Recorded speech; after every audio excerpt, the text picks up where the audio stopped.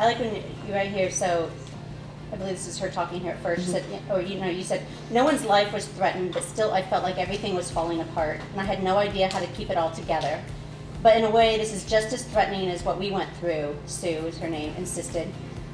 You listened stunned with empathy, and your life as you knew it and your future as you dreamed it was in jeopardy. Your family felt threatened to the core. Everything you wanted and hoped for was at risk.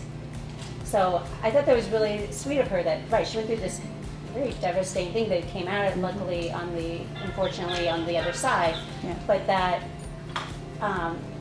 for her to mention that to you, I thought that was very cool. I thought that was cool. And you know what? Somebody reached out to me, who I don't know very well, who read that chapter in this book, and she took a screenshot and sent it to me and said, thank you for this chapter, because I think she had a similar experience where she was going through something really difficult, but her best friend had gone through something more tragic. And she said just that validation that, there's always someone with a seemingly worse situation than yours, but your struggle matters.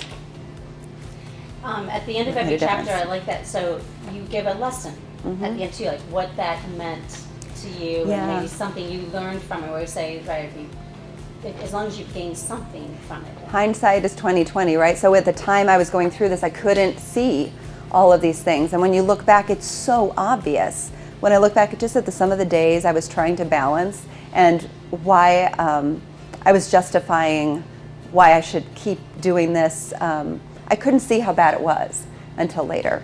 And when I went back and looked through this, I said, if I could tell myself then something, this is the lesson I would tell myself. So these little lessons at the end of each chapter, I really just wrote within the last year, because it took several years to kind of process all of this.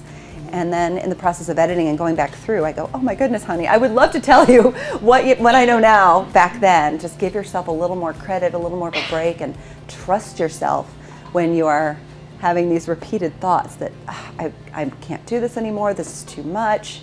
Don't second guess yourself as much as I was doing.